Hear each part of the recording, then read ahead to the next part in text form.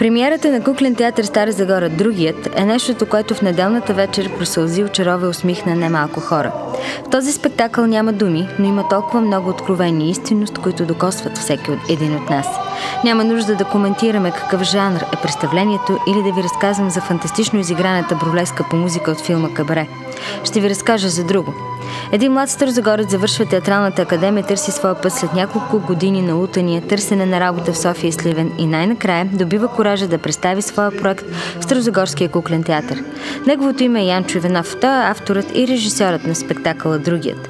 Успява да запали с идеята си актьорите Елица, Десислава, Делян, Станислав и малко по-късно запалват клечката кибрид и на Калуян.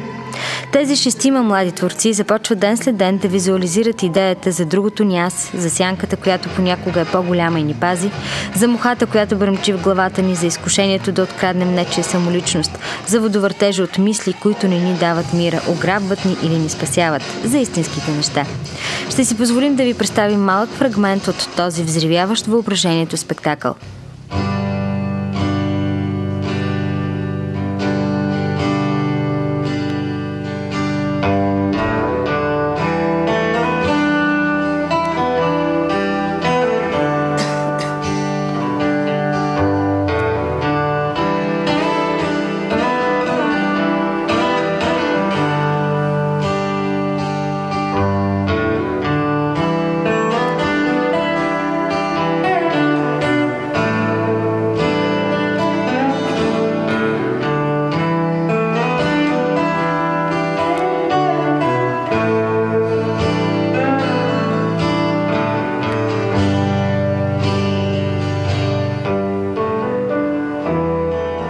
Толкова откровенно истинско, без онази претенциозна и шокираща театралност или засуканост на изказа и изобразителността, езикът на актьорите е четлив, разпознаваем. Блестяща актьорска игра, предизвикана от талантливия режисьор.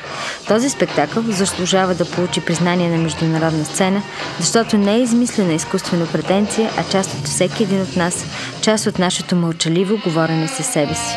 Браво, страхотни сте! Възторжен спектакъл, който ще събира все повече и повече публика.